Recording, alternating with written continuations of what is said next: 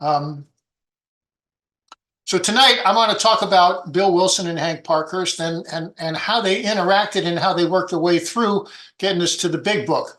And in my opinion, these are the primary co-founders of Alcoholics Anonymous. If in fact we're going to go off founder and co-founder, Bill Wilson, Hank Parkhurst, co-founders of Alcoholics Anonymous. Now, look, I'm going to talk about the relationship to the big book tonight. But first, I'd like to say a few things about the big book itself so that there's a context here for the emphasis I want to bring to this presentation. Until the big book was published on April 10th, 1939, there were no 12 steps. 12 steps got written in December of 38. They showed up in a modified form, a little bit longer form, in mid-February of 39. And then in April 10th of 1939, they finally got published so that people actually see them and try to understand them and to work them. And there was no organization in April 10th, 1939 that even vaguely resembles today's Alcoholics Anonymous. Now, personally, this is my own opinion, I believe that April 10th, 1930 is the true founding day of Alcoholics Anonymous. In short, no big book, no 12 steps equals no AA. You haven't gotten there yet. You haven't even come close to getting there yet. So I want you to please bear with me while I make the following parallel argument from American history. 1765, we got the Stamp Act. 1765, taxation without representation. We got protests in the Boston Massacre in 70. 73, we got the Tea Party. 74, we have the First Continental Congress. It's held, and we get some boycotts going there. Patrick Henry in 1770, give me liberty or give me death. Lexington, now this is one of the big events of the Revolution. Lexington and Concord, famous, the shot heard round the world. The Battle of Bunker Hill in 75, and the Second Continental Congress. And then 76, Washington's army recaptures Boston in March. And then the big event, the day that everybody considers the birth of the United States of America and the leaving of our colonial past. And just to you, thank you very much, George III. July the 4th, 1776, the Declaration of Independence is signed. Now, we have a variety of similar foundational events in Alcoholics Anonymous history. We got Roland talking to Young. We got Ebby getting sober. We got Ebby talking to Bill. We got Bill getting sober. We got Bob getting sober. We got the Alcoholic Foundation is formed. And the steps are written in December of 38. And the book is published on April 10th, 1939. Now, it seems to me that given those many, many choices out of our particular history, that the day Bob got sober is at best a long shot third place winner here. And Bill's sobriety date comes in as maybe a close second. But in my opinion, the publication of the big book is standing out as the clear-cut first place winner. The central importance of that date rests squarely on the fact that April 10th, 1939, the 12 steps made their first public appearance. And that was ever, first public appearance ever. How could there really be an Alcoholics Anonymous without the 12 steps? I believe the publication day of our 12 steps is the perfect parallel to the Declaration of Independence. And that's because on July 4th, 1776, and on April 10th, 1939, everything was different after those days. Everything was different. And from that day forward, there was no going back. I mean, once those guys signed the Declaration of Independence, they either had to get a good country going or they're going to hang for treason, one or the other. Everything was different and there was no going back. And once our book was published, that was I think that's a completely parallel thing. So in short, nothing is more central, critical, or important to the very essence of how we define AA today than the big book and the 12 steps. And the two men who all but solely responsible for the creation of that book are Bill Wilson and Hank Parkhurst,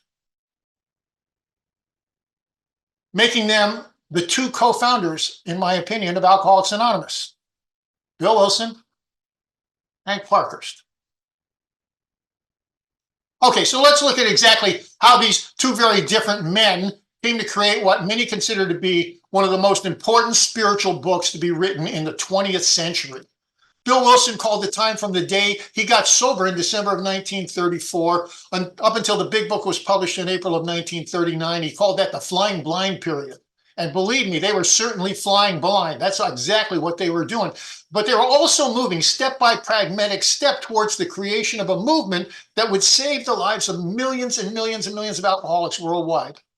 So let's start it for a recap of the beginning of that flying blind period. Bill Wilson has had his white light experience, and he gets sober in Towns Hospital in mid-December of 1934. For the next 5 months, Wilson he's extremely active in the Oxford group, and he's running around Towns Hospital preaching his very religious vision of recovery to the patients. And he gets no takers. 5 months, no takers. Nobody's buying the Wilson package here. Then in May of 1935, Bill goes out to Akron, and once there, he follows Dr. Silkworth's advice, and he takes a different approach with Dr. Bob Smith. Now, what's the different approach? This is what Bill's always said that Silky told him before he went out to Ohio. He says, stop preaching at him, and instead give him the hard medical facts first. This may soften them up in depth so that they'll be willing to do anything to get well. Then they may accept those religious ideas of yours and even a God. And it worked. It worked. He goes out to Ohio and does what Silky tells him, and it works. First, Bob gets sober, and then 3 more Ohio men get sober, and Bill comes back to New York in August of 1935, and 1 month later, it works again. Henry G. Parkhurst, Hank Parkhurst gets sober. September 5th, September 1935, this is when Hank gets sober. And his story in the first edition of the big book is called The Unbeliever. I love some of the stuff in this story. It's just a great story. He's trying now. He being Bill Wilson. Bill Wilson's trying, idealistic as hell. Nice fellow too. What was it he said? Oh yeah. He came in here and told me about his terrific drunks, his trips up here to Towns Hospital. This same thing I'm going through. Yes, he's an alcoholic, all right. And then he told me that he knew he was cured. Told me he was peaceful. Oh, I'll never know peace again. And that he didn't carry constant fear around with him. Happy because he felt free, but it's screwy. It's screwy. He said so himself. But he did get my confidence when he started to tell me that what he had gone through, it was so exactly like my own case. He knows what this torture is. He raised my hopes so high, it looked as though he had something. I don't know. I guess I was so sold that I expected him to spring some kind of a pill. And I asked him desperately what it was. And he said, God. And I laughed. Never. That's final and in caps, never. That's net, no discount, never, never. And my mind is made up, never am I going to be such a cowardly, low-down dog as to acknowledge God. The two-faced gossiping Babbitts can go around with their sanctimonious mouthings, their miserable worshiping, their Bible quotations, their holier-than-thou attitudes, their nicey nice Sunday worshiping, Monday robbing actions, but never will they find me acknowledging God. Let me laugh. I'd like to shriek with insane glee. My mind's made up. Insane. There it is again. Burr, this is how this story ends. Burr, this floor is cold on my knees. Why are the tears running down my cheek like a river down my cheek? God have mercy on my soul.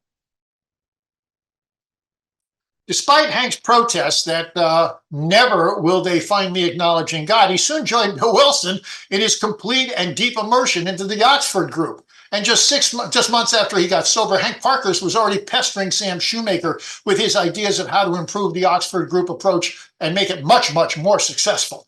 So on February 1936, Hank's 5 months sober, and he sends Sam his plan for changing America. He says, having been a businessman, I know that the American people like organization.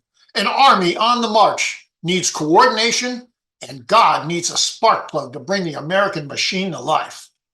Hank follows this with a fairly detailed 13-point plan, and he concludes by telling Shoemaker, Sam, if there is any idea here that might be the basis for a helpful conversation, I am at your command. Now, this is pretty typical of Hank Parkhurst, who had fairly grandiose ideas at all times. In short, Sam, if you want the Oxford group to really change America, then I'm the spark plug you're looking for. Typical Hank Parkhurst. Gotta love this guy. December 1936, Bill Wilson's offered a job as a professional therapist at Towns Hospital, and he desperately wants to take it. Hank Parkhurst objects. Don't you realize that we can never become a professional?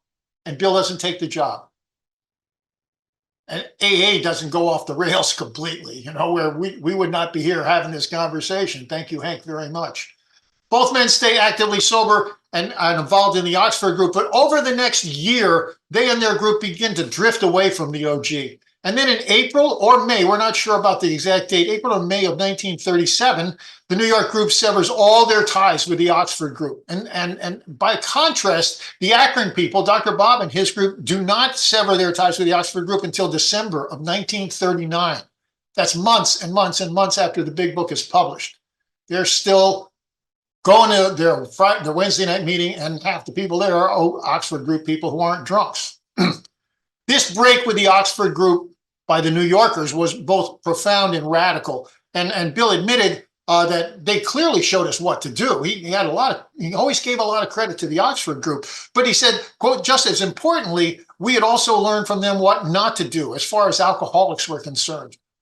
In New York, Bill said that they had realized that most men, quote, had to be led, not pushed. They just wanted to find sobriety, nothing else. They clung to their other defects, letting go only little by little. They simply did not want to get too good too soon.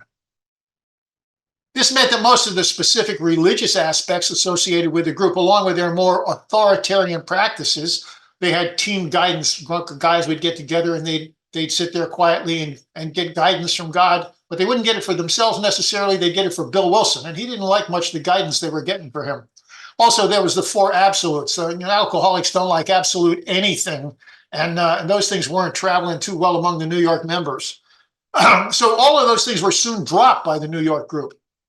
Most important here, abandoning their formal link with the Oxford group produced a crisis in terms of both vision and organization. Who are we now? I mean, if we're not hooked up with these guys, where are we going? How are we going to do this? How are we going to get to where we want to get with this thing? Now, I have no proof that Hank formulated or lobbied for Bill's big plan that we're going to talk about in a second here, but in my opinion, it's got Hank Parkhurst's fingerprints all over it. So in mid-October of 1937, so they've left the Oxford group the previous May or April. The guys in Ohio are still in the Oxford group. Mid-October 37, Bill Wilson, Fitz Mayo, Bill Rudell, and Sterling Parker, four New York guys, go to Akron for what's a summit meeting. This is the famous counting noses meeting where they got a list, and they make a list of 40 people they got sober. We got 40 people sober. We need to do something to spread this message as quickly and as effectively as possible. So Bill Wilson proposes we need a string of hospitals all across the country. That's what we need, alcoholic hospitals. And we're going to need some paid missionaries to make sure we fill those beds, people going out and cranking up some business for us. Oh, and we should write a book. Now, finally, we get to the book. This is the first time anybody says we should write a book. And this is mid-October 1937. The book's going to come out 18 months later in mid-April 1939. So we've got an 18-month trajectory here, most of which is not taken up with writing of the book. But this is the first time they mention the book. Most of the members in Akron were opposed to this corruption of their movement.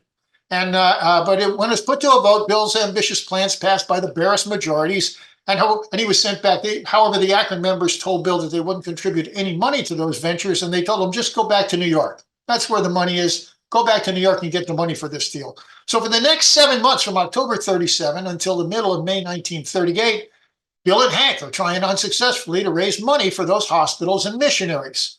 Now, the plan to write the book was put on the back burner while those more ambitious plans were being explored, however unsuccessfully. But, Hank Parkhurst, this guy just loves this idea of a book, and he becomes its biggest advocate. He claims the profits from the book will finance the group going forward and generate some much-needed cash for the founders who don't really have jobs anymore, and they need money to pay mortgages and put dinner on the table. He immediately creates a rough business plan for the project and sends it to Bill, quote, just to make sure we're thinking alike. Hank convinces Bill that he needs to write 2 sample chapters. Because if we got these 2 sample chapters, this would be the best way to get our foot in the door and explain what we're doing and how successful we are with what we're doing as we're trying to get appointments with rich people who are going to give us money.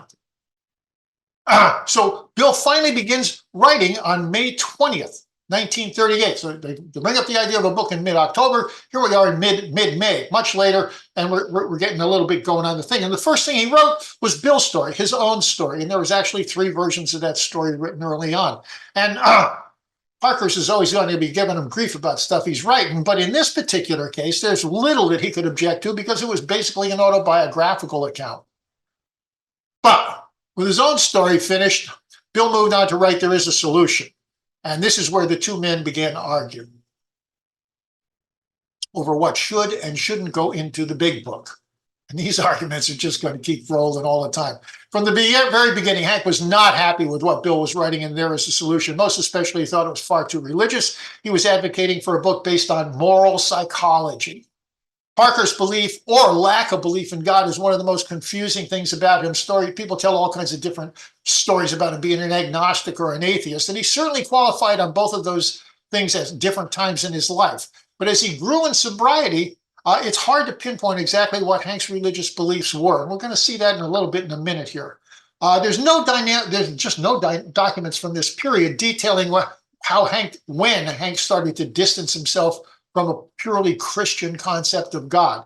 But later evidence clearly shows that by mid-1938, when we're starting to write the book, Hank's more of a deist than a believer in any kind of providential God. So Bill Wilson's a providential God guy, somebody you can pray to, and Hank is a deist. That's like deists believe that God created the world and went away. He's unapproachable at this point.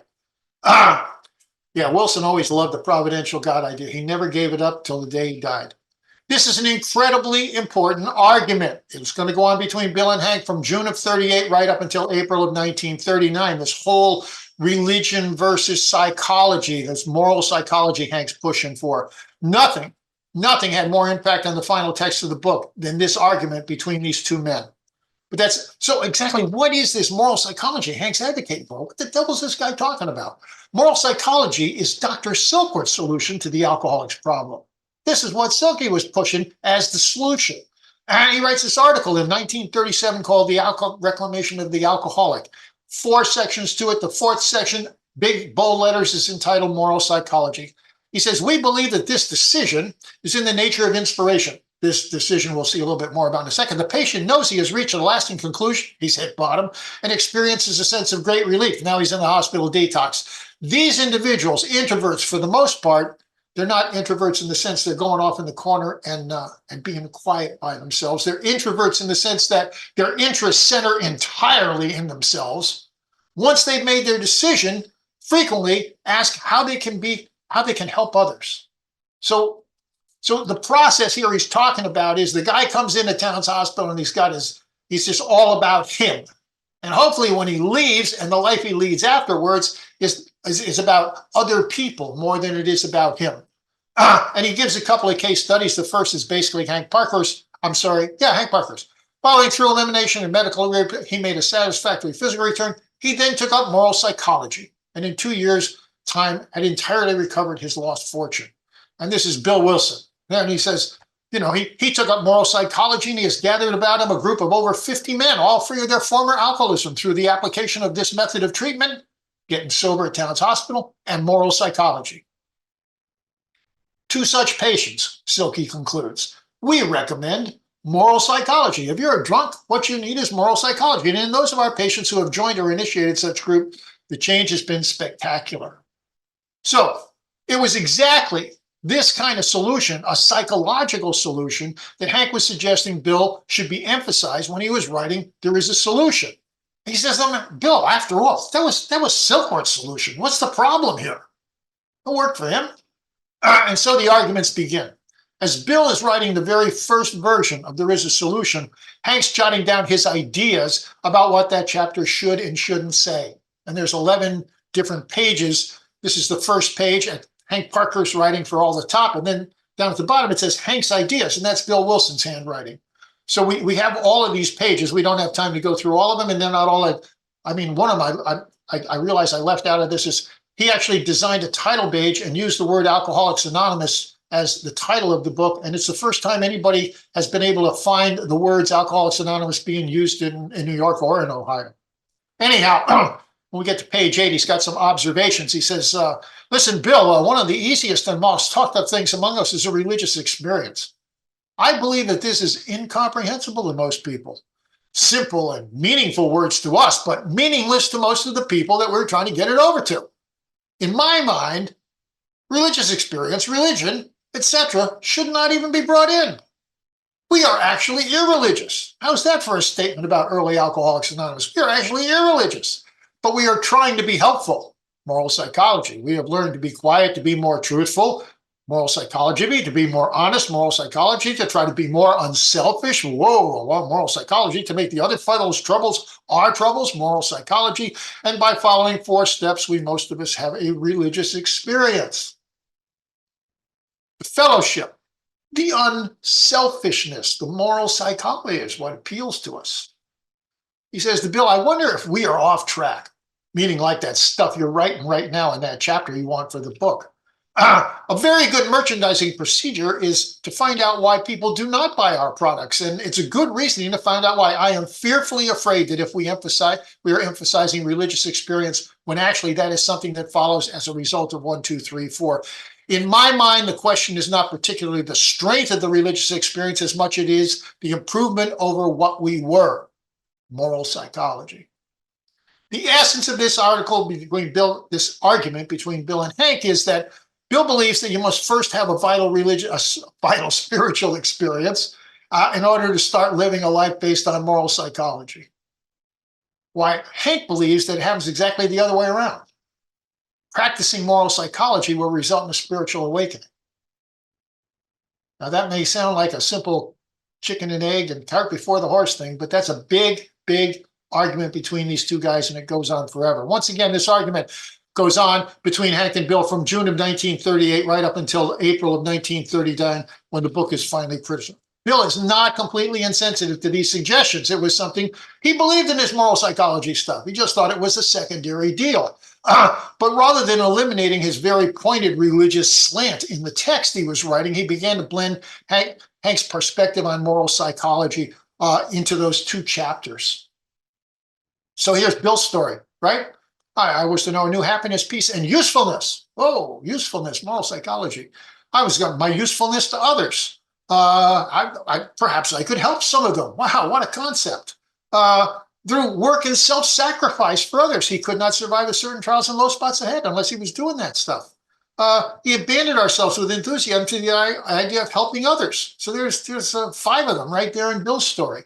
And in There Is a Solution, he says, we may be so happily and peculiarly useful to others. Our usefulness to others, the constant thought of others and how we may help and meet their needs, and his future usefulness, and the sincere desire to be helpful, to lay at the feet of another a simple kit of tools. So there's things right out of There Is a Solution. This incorporation of Hank's insistence on the importance of moral psychology to sobriety continued throughout Bill's writing for the rest of the book. And any careful reading of the first 164 pages will reveal at least 72 explicit references to the importance of being useful and helpful to others.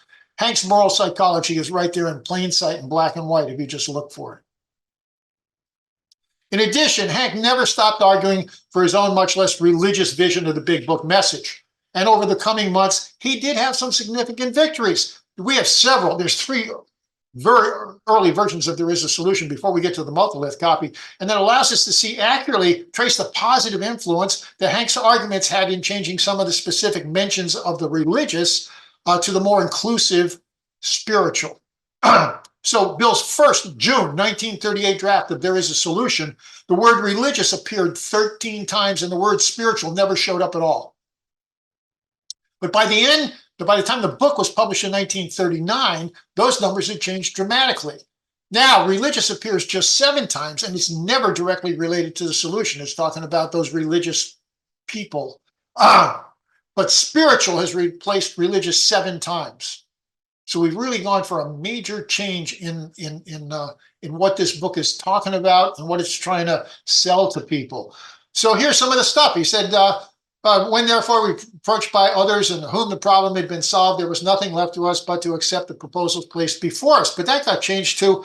But there was nothing left for us but to pick up the simple kit of spiritual tools laid at our feet. A little bit of specificity there. And the great flack was that we had this religious experience. And that was changed to we had a deep and effective spiritual experience. And some new sentences were added. This one talked about accepting spiritual help. And another one talked about without spiritual help, you're in trouble. You can't get it. And I love this. You know, these two Dr. Jung's story. He tells Roland that you need to have and this is the first edition, the first writing of There Is a Solution. You need to have a vital religious experience. By the time the book shows up, Dr. Jung is saying you need a vital spiritual experience. And this is also from the Jung thing, the vital religious experience, so absolutely imperative, was changed to he did not, case they did not spell the necessary vital spiritual experience.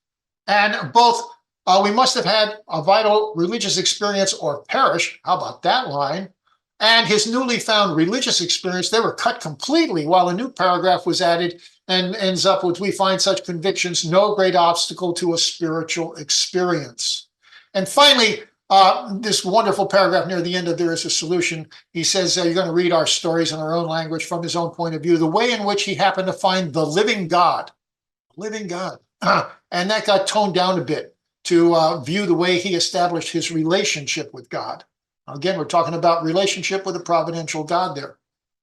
These arguments spanned several months, but when they had the first drafts, the very first drafts of these two chapters done, they sent them out on June 17, 1938 as their first promotional package. Immediately after that, Hank Parkhurst creates the outline for the big book. This is what it looks like. He's got 25 chapters. The first two are There Is a Solution and Bill's Story. That was the original order they were going to appear in the book. Then there's from 3 through 15 are more stories. And then from 16 to 25 are the expositional chapters. So the stories weren't going to be in the back of the book. They're going to be in the front of the book. And the stuff that is now in the front of the book was going to be in the back of the book.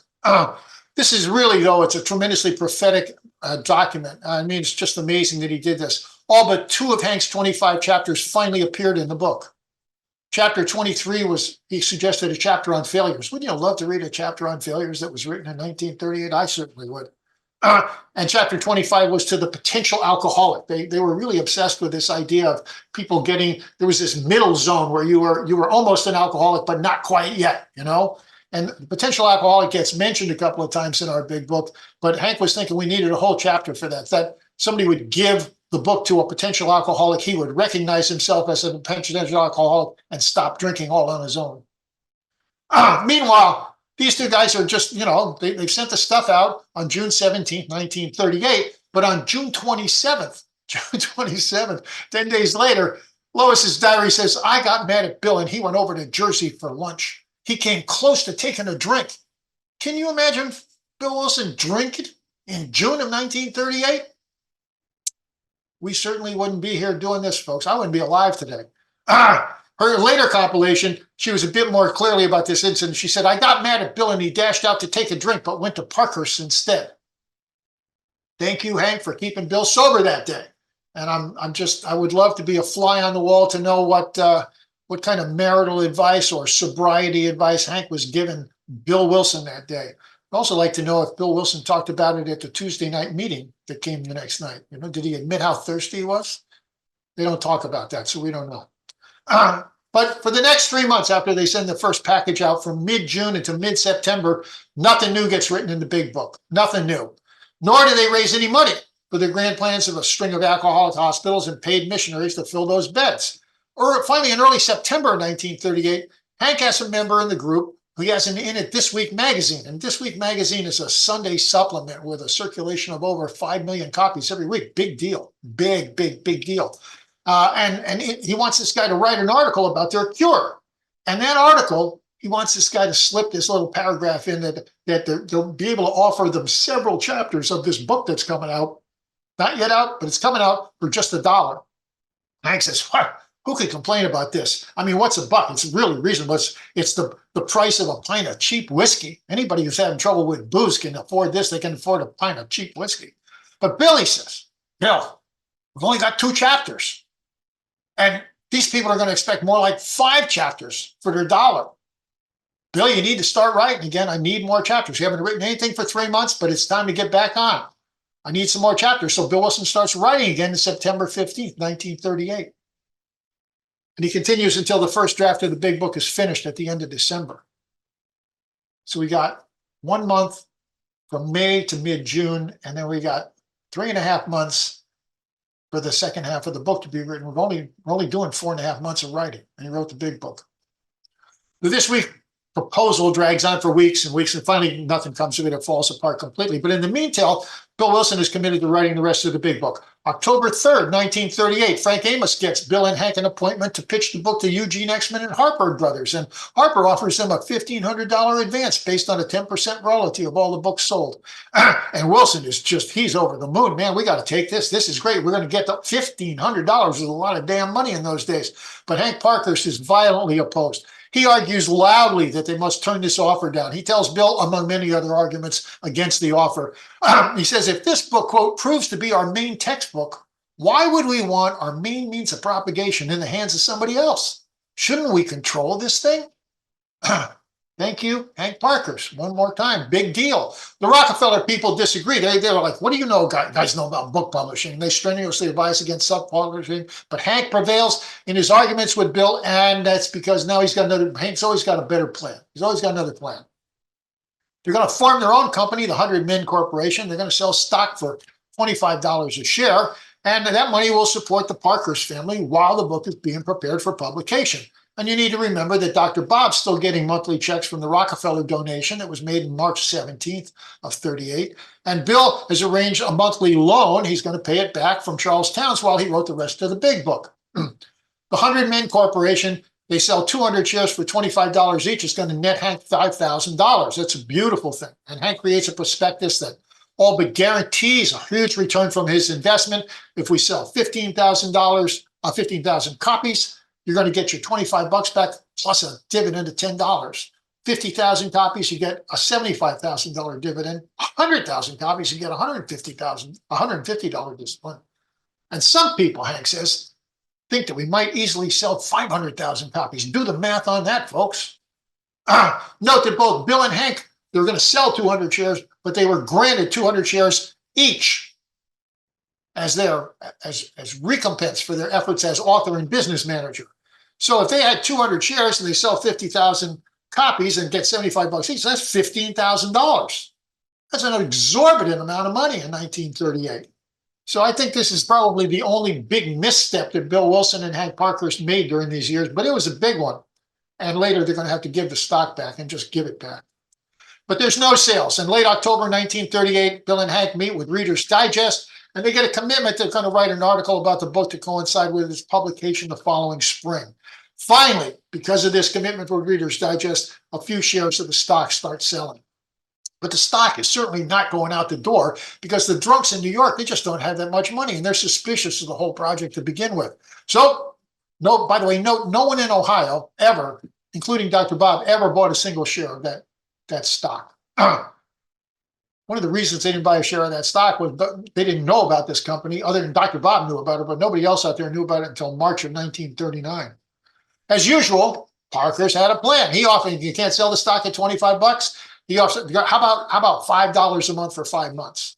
And once he comes up with that commitment to Reader's Digest and this new plan, the stock does begin to sell. November 1938, Parkhurst and Ruth Hook, his secretary, go to a writing school at New York University. And now all of a sudden, they both feel that they're really they are qualified, man. We've been to writing school to critique Bill's writing. Bill later commented that he, quote, didn't go for Hank's advice very much. I can well imagine Hank Parkhurst was a terrible writer. Around the same time, while desperately trying to sell stock in the 100 Men Corporation, Hank Parkhurst writes to employers. Hank Parkhurst wrote that chapter. And we have no evidence that story was ever sent out to Akron. Almost all the other chapters we know went out there, but nothing about that one. November 4th, 1938, Hank is the managing editor of this entire book project, and he hires Janet Blair to be one of the book's 2 text editors. He's already hooked up and secured Tom Usual services to be the other editor. So he's hired two editors to work on the book. Usel's going to take the macro view of the text. He's going to be like shaping the whole thing. And Janet Blair's going to be making her way through the chapters, the paragraphs, and the sentences all by themselves once that shaping has been done. November or December of 1938, Hank writes a Q&A chapter. This is his proposed chapter, along with his to the employer chapter, that should go in the book. And there's 94 questions and answers in this thing, and 30 are very personal, and 20 are answered from Hank's perspective. 16 questions on slips, 6 or so on religion and God, 15 questions on the fellowship, and 5 attempts to define the alcoholic, something that Wilson and Parkhurst always looking for a soundbite that would absolutely, totally encapsulate who the alcoholic and what the alcoholic was. They never did that. This is just a fascinating thing. The first time I saw this, I just couldn't believe it. It's one man's view of what was going on in Alcoholics Anonymous in New York City in November or December of 1938. I'll just show you some examples here. How long since you had a drink? 3.5 years. Don't you ever desire a drink? And Hank says, of course, seldom a day passes. He's 3.5 years sober. Seldom does a day pass when I do not wish I could drink. Really? Do all alcoholics who have used this method wish they could drink? No. The desire to drink seems to be taken away instantaneously in some cases. Others lose it after a period of months. What is it about liquor or the use of it you still desire? And Hank says, I miss the glow of well-being, which comes from 2 or 3 drinks. The instant removal of tiredness or worries. The guy says, then how do you account for not drinking when you admit you miss those things? And he says, I believe some power outside of me has straightened my thinking in regard to the inevitable results of one drink. Some power outside of me. Have you ever nearly slipped? Yes, several times. And he said, how'd you escape? God, look at this. Isn't this great? This is what they're doing in New York in 1938. How did you escape when you're all kinds of thirsty, you want to slip? He said, the first time I phoned an alcoholic and told him I was afraid I was going to take a drink. He asked me if I would wait until he could get to the house. Another time I called and he suggested reading the Bible and praying. The third time I told one of the bunch I was going to, he simply said, so what? Go ahead and have a couple for me. Another time I got to work helping others. So there's all these different approaches and solutions that they're just throwing stuff out there to see what works. And those things were working for Hank Parkhurst. Isn't there nothing more or less like old-fashioned revivalism and saying, Parker says, I'm forced to say, so what? Who cares? It works. And he says, the guy asks, how often do you pray? And Parker says, many times a day. Now, he says, then the next question is, what is your prayer? And Parker's prayer is, thy will be done and mean it, all in capital letters. He says, what if you, so, okay, you're going to pray to God. Oh, what is it? How do you understand by God? And he said, this is unexplainable. When I begin to worry about that, I generally realize I'm getting into a field where far greater minds than mine have argued and failed for years. I understand God. This is Hank Parker's clearest statement about his religious beliefs at this time. I understand God to be a great, indefinable, unexplainable power, which will help me if I get in tune with it. If I get in tune with it. Fascinating. So here's 2 books. 1897, very famous spiritual book called In Tune with the Infinite, and this other book in 1928 by Thomas Masson, who was one of Hank Parker's all-time favorite authors, and he's getting in tune with the finite. It's a completely, one is what's outside of us based, and the other one is the reality right in front of us based. This may be the single clearest statement of how Hank Parkhurst understands God, highlighting his differences with Bill Wilson. Wilson believes in a providential God, one you can pray to and get help from. And Parkhurst believes in a more remote God. Bill once said he believed in a universal power, one that you have to get in tune with. So you're not looking outside of yourself to get some help coming down. You need to figure out what's going on out there, and you need to get in tune with it. Another question. I understand that most alcoholics get into sexual messes. Is that true? Well, of course, Hank says yes. What is your attitude about possible future sex troubles? I love this. I talk about him being a bad writer. Hank replies, if you are speaking of unfaithfulness, I feel the same way about that as I do about liquor. I presume that sentence means that you got to avoid both of them. But I'm taking no stand on this question. Okay, I'm going to back up on that. I can only say I hope I will not get mixed up in any such difficulties. Right. There is no record of Bill Wilson's response to this Q&A chapter other than the fact that it was never included in the book. Parkhurst did circulate the Q&A chapter for comments, and Horace Mayer, one of his prospects, what we would today call his sponsees, wrote that he thought it was a fine idea, and he offered 11 edits and one additional question for the chapter, which was never used. November 3rd, 1938, Bob had told Dr. Bob, I find it pretty hard to get people to voice their real opinions. This is November. The book is finished at December 31st. I find it pretty hard to get people to voice their real opinions as they are too much afraid of hurting the author's feelings.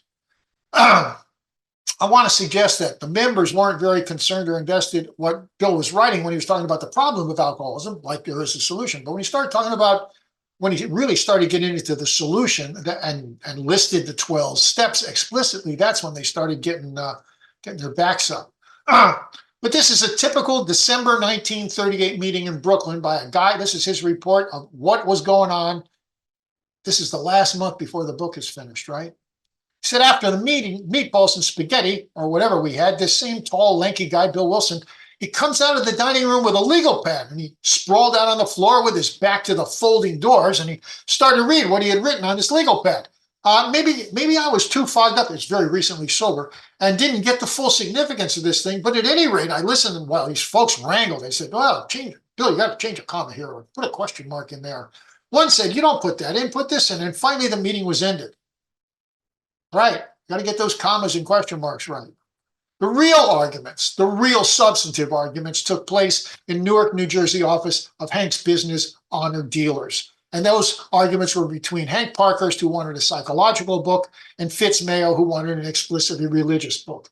And Bill Wilson just basically sat by with Ruth Hawk and let those two guys duke it out. And Hank won, big time. Fitz is kind of a little milquetoast kind of guy, and Hank Parkhurst is anything but a milquetoast guy. Whatever arguments might have been valid or not valid, the personalities, he was just going to steamroll Fitz, and that's what he did. Bill Wilson would not agree to change most of the things he had written. So Hank's bitching about the stuff he's already written. He just hated to change things he'd already written. But he did finally agree to adopt some of Parkhurst's most important suggestions, like higher power and power greater than ourselves and God as we understand him. Thank you, Hank Parkhurst. December 31st, 1938, there's a New Year's Eve party held at the Parkhurst house over in Montclair, New Jersey.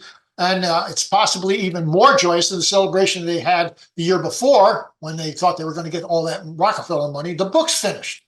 And I love this little thing. One of the women who were there in a recording, she said, well, there was no cheering we did at midnight, but what we did was we held hands and said the Lord's Prayer. Early AA, December 31st, 1938. Early January 38, Hank's wife, Kathleen, throws him out of the office. Now, he's already been messing around with Ruth Hawk for a while, and I wonder if he got caught with Ruth Hawk at the New Year's Eve party. That's a speculation on my part. Hank moves in with Bill and Lois for the next 10 weeks. So for the beginning of the year, for 2.5 months at the beginning of this critical 1939 year, he's living with Bill and Lois. So we've got no written communications between them during that critical time. January 19th, 1939, the first public notice ever of Alcoholics Anonymous.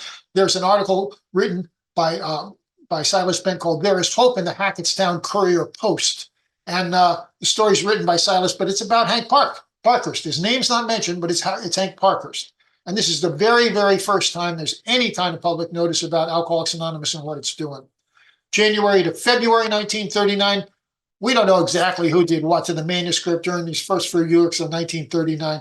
Bill had certainly been making changes. Ruth kept typing these things up, typing them up, typing them. They didn't have a Xerox machine in the corner, on a regular basis as she was making current copies of different chapters. But January 1939, Usel edits the format of the book, moving Bill's story to the front, among many other things. He whacked a whole bunch of stuff out of Bill's story also. But the big thing he did was move Bill's story up to the front. He said, that's what we got to have to get people's attention who you want to read this book. If you start off with that there is a solution chapter, it ain't going to happen. We need a little testimonial. We need a little happy story up front. February 4th, 1939, Janet Blair begins editing the manuscript, communicating back and forth with Hank Parkhurst, who's the managing editor, and making numerous significant changes to the text between the two of them. February 11th, 1939, arguments over the best name for the book have been going on for months. It was a parlor game, especially in New York City. It's come down to either The Way Out or Alcoholics Anonymous. Hank sends Fitz to the Library of Congress. Bill always said he did this, but I've seen the telegram. It was written to Hank Parkhurst, where he discovers that there are 25 books called The Way Out and none called Alcoholics Anonymous. So by default, that was the thing. The other cool thing I love here is that when Bill told the story, I've seen this telegram. I mean, the original telegram says 25 books. When Bill told the story, he's always said that the telegram said there was 12 books and they didn't want to take the unlucky 13th, The Way Out title. So they opted for this other one. God, you got to love Bill and his storytelling. He's wonderful. January and early February, Hank edits the stories. Before Janet Blair is completely finished, they send a freshly typed manuscript out for this pre-publication multilith printing. This is an incredibly important thing. And on February 20th, 1939, the multilith copies arrive and distribution begins. It goes to all the alcoholics, goes to doctors, it goes to psychiatrists, it goes to ministers and priests for review, comments, and corrections. And Hank Parkhurst writes down all those comments and suggestions that come in one multilith copy that's held in the Newark office. And there's a facsimile copy of this in a thing that Hazelton published called The Book That Started It All, published in 2010. Anybody who has any kind of really valid interest or you want to get excited about AA history, early AA history, this is something you need to buy and check this thing out. So here's Parkhurst. Look at all these things. This is on the left is the first page of There Is a Solution. On the right is the first page of How It Works. And look at those 12 steps all mashed up at the bottom there. And things there's just so much great stuff going on in this original manuscript, as they call it. March of 1939, one editing fact is known for certainty. Parkhurst diligently edited the stories that came in after mid-February. So there was a bunch of stories that were printed in I think 20 stories in the multilith copy, but there was like 28 stories in the Red Book when it came out a month and a half later. And those stories came in late. And so we've got these handwritten stories up at stepping stones, and you can see where in Parkhurst and his handwriting exactly what he's done to these things. For instance, in Myron Williams' story, Hindsight, he literally crossed out the first 7 pages that this guy had written into his story. Bang, took him right out. Hank also made one truly important addition to Bill's story. And this is truly important, doesn't even cover this, in my opinion. And here's what it looks like. Again, this is in the book that started it all, out of Hazelton. If you want to see this, this is what it looked like. That's Hank Parkhurst's handwriting. And it got slipped into Bill's story. And here's what got slipped into Bill's story at the last minute. Ebby's at the hospital talking to Bill. He says, despite the living example of my friend Ebby, there remained in me the vestiges of my old prejudice. This is Parkhurst is writing this now. The word God still aroused a certain antipathy. When the thought was expressed that there might be a God personal to me, this feeling was intensified. I didn't like the idea. I could go for such conceptions as creative intelligence and universal mind and spirit and nature, but I resisted the thoughts of a czar of the heavens, however loving his sway might be. I have since talked with scores of men who felt the same way. Paragraph 2, my friend suggested what then seemed a novel idea. He said, why don't you choose your own conception of God? That statement hit me hard. It melted the icy intellectual mountain in whose shadow I had lived and shivered many years. I stood in the sunlight at last. It was only a matter of being willing to believe in a power greater than myself. Nothing more was required of me to make my beginning. I saw that growth could start from that point upon a foundation of complete willingness. I might build what I saw in my friend. Would I have it? Of course I would. There are days I think those are the 4 most important paragraphs in our book. And Hank Parkhurst is the guy who put them in our book. But the most important suggestions for changes to the multilith came from a New Jersey psychiatrist named Dr. Howard. He told them, if you read the book that started it all, he told them they had to drop all the directive language. It was like, you should this, and you should, and you must do this, and it was all kinds of directive stuff. He said, you can't tell alcoholics anything, man. You gotta change that into suggestive language. This is what we did, and when we did this, and you got to make it suggestive, because alcoholics are never going to go for that. And Bill was incensed, and he refused to make those changes. We were going to have a very, very, very directive book, people. According to Jimmy Burwell, the New York atheist, he says, I got these two great quotes from Jimmy. He says, did Bill go into a tizzy then? He almost blew his top. That was the closest shave we ever had. Here was his baby being torn apart by a screwball psychiatrist. We changed it around in 4 or 5 days. Another time when he talked about it in another speech he gave, he said, this is where the disaster nearly overtook us, for it nearly threw Bill into a terrific mental uproar to have his baby pulled apart by an outside screwball psychiatrist who, in our opinion, knew nothing about alcoholism. So Wilson's refusing to do this. He's not going to change it. He's not going to change it from directed to suggestive. And on March 24th, people, this is 17 days before the book is published. 17 days. Hank Parkhurst sends Bill Wilson a memo. And in that memo, he says, if you're not going to make those changes, Bill, I'm going to form a committee of 6 guys or more, and he gives them a bunch of names of members who are going to take control of that book and make those all-important edits to the text. We're going to do that. Bill caves, and he makes the changes. It's interesting, he goes through the book to see some of the musts that I missed. March 29th, 1939, just days after this memo, Bill and Hank and Ruth drive to the printer in Cornwall, New York to deliver the manuscript. Dorothy Schneider, Clarence Schneider's wife, from Cleveland, joins them there. And the printer claims the print manuscript is illegible, but Hank convinces him to start typesetting by promising that we'll stay and proofread and correct each page. Now, according to Dorothy, Bill did these interviews in 1954 in preparation for AA Comes of Age, and they're all recorded and saved down in the archives. And I love the Dorothy Schneider stuff. It's just great. So here's an eyewitness. Now she's being interviewed in 1954 by Bill Wilson. She says, I can still see you, Bill. We were reading parts, different phrases to you, and you would weigh those phrases. Did this really say what you meant? Would it really help somebody? Would it offend this group, that group, or the other groups?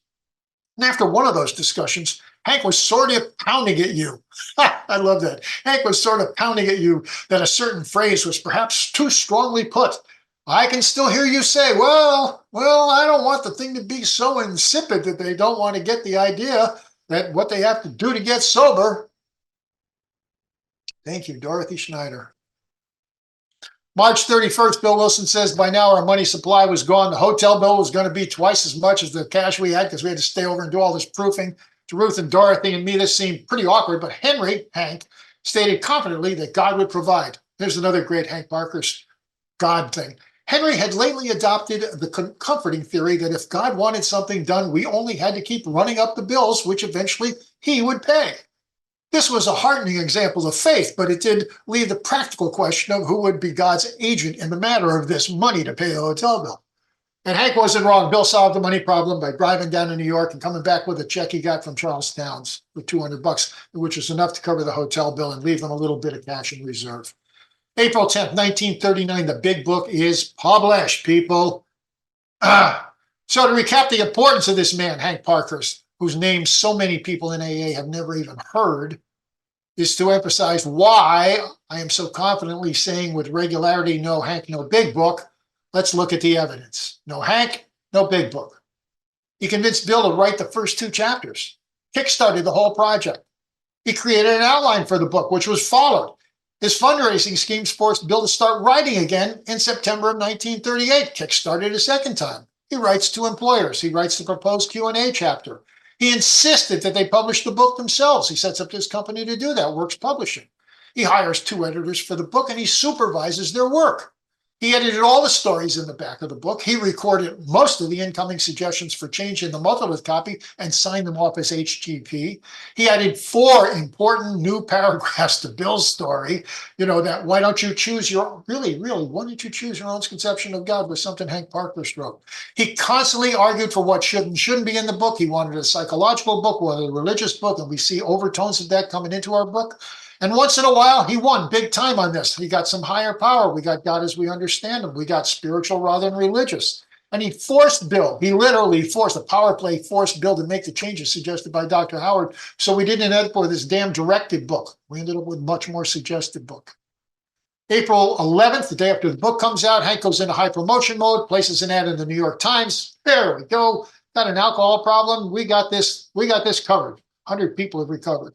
100 men have recovered, actually. April 23rd, an AA member who knew the host of a hugely popular radio program gets a nationally broadcast 3-minute radio interview with him to talk about AA. And Parkhurst comes up with a plan. He's going to send postcards to 20,000 doctors east of the Mississippi, suggesting they listen to the program and then order the book. This is like a 2-part postcard. You can tear the half off and send the second half back. We got a bunch of them down in the archive. It's great. April 26th, whenever Bill told us, he said they waited 3 days and they go to the post office and they bring these empty suitcases with them because there's going to be so many postcards. And they discovered just 12 returned postcards to their P.O. box, only 2 of which were actually orders for the big book. So much for Hank's big promotional idea right afterwards. April 26, 1939, the bank finally forecloses and sells the Wilson's house in Brooklyn. Now, where do they go? This is 2 weeks after the big book comes out. 2 weeks after that, they got no place to live. They're out. Bill says they're out on the sidewalk. Their stuff was out on the sidewalk. Lois's diary entry for that day says, left 182, that would be 182 Clinton Street, where they lived in Brooklyn. One left 182 for good, went to Parkhurst. So Hank is obviously back in the house. His wife had thrown him out for the first 10 weeks of the year, but he's back in the house by April. Starting May 14th, 1939, the regular 4 p.m. Sunday meetings are held at the Parkhurst house. Early May 1939, the sheriff appears at Honor Dealers, Hank's business, with an eviction notice for non-payment of rent. They got no money. It's not the ever-resourceful Parkhurst manages to negotiate a deal, and he and Ruth move into a much smaller office in the same building. And Bill says it was a tiny room, barely big enough to contain Henry's large desk, his overstuffed chair, and a couple of file cabinets, and Ruth and her typewriter. For callers, there was standing room only. Things begin to unravel for Hank Parkhurst, and I mean, they start unraveling with a vengeance. June 4th, 1939, Hank and Kathleen are on the outs again. This is again, these are all Lois's diary, all these quotes. June 14th, Lois says, we, Bill and I, stayed the night with Hank, trying to calm him down. But he was determined he was going to leave Kathleen and get a divorce. June 19th, Kathleen moves out of the house. And then July 1st, Hank gets a job as a salesman for the Tax Research Bureau Institute. September 5th, 1939, bad news. This is the real beginning of the end for Hank Parkhurst. Kathleen phones the Wilsons and she says she thought Hank was drunk. September 6th, the next day, Hank drunk. He's drunk. He does. He's drunk. Phones Bill in the afternoon. After a lot of phoning, Bill finds him finally and brought him back to McDougal's to put him to bed. By this time, they're staying in. They had like 22 places they lived in over the next 2 years. September 7th, the next day, Hank is still pretty drunk. September 8th, the next day, Hank's sober today. The 9th, Hank's temporary job with the Tax Research Bureau comes to an end. There's a shock. The guy's drunk on his butt for weeks on end, and he gets fired. September 10th, he arrives sober but jittery. September 13th, Hank gets a straight commission job selling for Jersey Oil Heating Company. This is a guy who's going to sell heating oil to individual people. This is a guy who supposedly had thousands of people under his command when he was working for Standard Oil in the late 20s and early 30s. September 30th, Kathleen files for divorce. So where's Ruth Hawk in all this? So you had this hot affair with Ruth Hawk going. And Ruth says, Hank wanted me to marry him, she said, but she candidly admitted that I had at one time seriously considered doing that. But once he started drinking, marriage became an impossible thing for us. Early October 1939, Works Publishing stockholders meeting. This is great. I love this. This is Bill Wilson. Quote, Hank couldn't make an accounting because a great many of the records had mysteriously disappeared. He said he thought Standard Oil detectives were after him and had broken into our office and taken them out. So to reconstruct what payments had been paid in and out, paid out, was a very difficult job. I love that, man. Talk about being paranoid. Standard Oil detectives. The strain increased terrifically at this meeting. As the boys put him badly on the spot, he began to get wildly excited. Silkworth, Dr. Silkworth had warned me, Bill says, against him, calling him a paranoid. I didn't know what that meant at the time. Silky warned me that he might even be murderous. Really? October 21st, Hank writes to Bill. He's really getting angry at Bill Wilson. He says, so Bill, will there be a grand poobah of AA? He said, you going to be the grand poobah, Bill? Would an organizational office, tend to take away the endearing amateurism of this work and tend to professionalize it?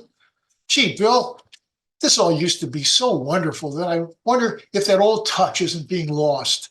Are you still the simple country boy that used to get so enthused and happy in seeing someone get out of a hole? Hank also blamed Bill for Ruth's refusal to marry him, most especially when Bill moved the AA office to New York City from Hank's office in New Jersey on March 16, 1948, and Ruth Hawk came to work for Bill Wilson in New York City rather than going to a new office Hank Parkhurst had secured in New Jersey. April 22nd, 1940, Bill and Hank finally give up their stock. That whole stock thing was a disaster from Jump Street, so they both give up the stock. Hank is still drinking. He goes to Ohio and he starts telling to Cleveland, starts telling malicious stories about Bill, accusing him of making tons of money off of Alcoholics Anonymous. And Clarence Snyder, Clarence, the guy from Cleveland, he's the big leader in Cleveland. He becomes his partner in spreading those stories. May 10th, 1940, the divorce is finalized, and Lois writes in her diary, "We are fed up with Hank drunk, so we sent him a wire." Bill phoned Kathleen, his wife, but Wally Van Arks answered, and we advised her to delay her divorce until Hank was sober, for he was wild enough to hurt her. Wally was furious and said he would have me subpoenaed and hung up. So under the circumstances, Bill thought we ought to get out of the state, as he did not want me to get mixed up in it. She was supposedly going to testify for Kathleen in this divorce thing. May 11th, right after the divorce is finalized, Hank has been put in the hospital. May 12th, the Wilsons go to the hospital, and according to Lois, found that he had left. He'd already going AMA on us, So we went to his apartment, and wonder of wonders, Caroline Wright from Cleveland was there, nursing him. Hank had wired her to come. She was tremendously flustered and seemed all a twitter about Hank. Well, wonders never cease. Why is Lois so impressed here? Well, what's going on here is Caroline Wright is Dorothy Schneider's sister. Dorothy Schneider's married to Clarence Schneider. And so now she soon becomes Hank's second wife. So now Hank is Clarence's brother-in-law. We get to the mid-1940s. Hank partners with Clarence Schneider and Henry Giffen Fine Porcelains. Giffen is his middle name, by the way, Hank's. Hank makes them and Clarence sells them, and they fight. They fight quite a bit. There's some great letters up in the Brown University archive about going back and forth between these two guys. Hank remains bitter and resentful over AA, and especially Bill Wilson. This is a recording that I listened to in the archive from Clarence Schneider, and they're taking a trip to get to the kiln where these porcelains are done, and they're going through New Haven. And he says, Hank Parkhurst, never would have anything to do with AA. I remember a couple of years or so later, I was traveling, and we were in New Haven, Connecticut one time, and we went to a meeting, and he went with us just for the fun of it, to see what was going on. He hadn't been in AA at all this time. So we went up to this club in Orange Street, New Haven, and they go up to the second floor where the meeting is, and there's a picture of Bill up there hanging on the wall, and Hank goes over looking at it, and he acted real stupid, like a drunk just coming in. He didn't tell people who he was or anything. He just acted like he's some new guy coming in, and he says, who's that guy up there? And some guy gets breathless, and he says, oh, that's Bill Wilson, like he was a god, So Hank says to him, what about him? Who is he? So the guy starts explaining what a wonderful guy this Bill Wilson is, and Hank finally interrupts and says, well, how does he come in here? Does he walk up the stairs to the second floor, or does he just float up and come in through the window? Hank's off and on sober, supposedly more off than on for the rest of his life. He marries a total of 4 times. Kathleen, we heard about. Caroline Wright, we heard about. He marries a Houston heiress who reportedly was the love of his life and died in 1950, leaving him an inheritance, which he later used to remarry Kathleen. And they buy a chicken farm in Pennington, New Jersey.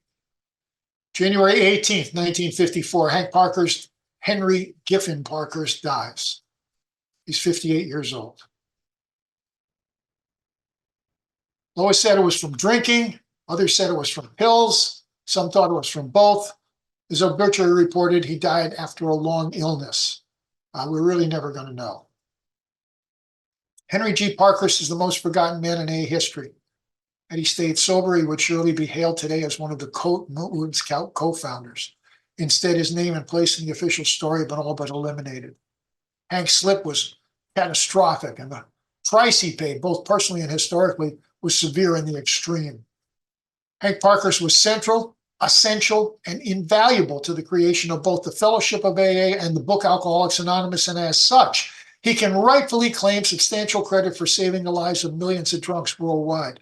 Without him, it is possible that there would never have been a worldwide movement for us to be talking about today.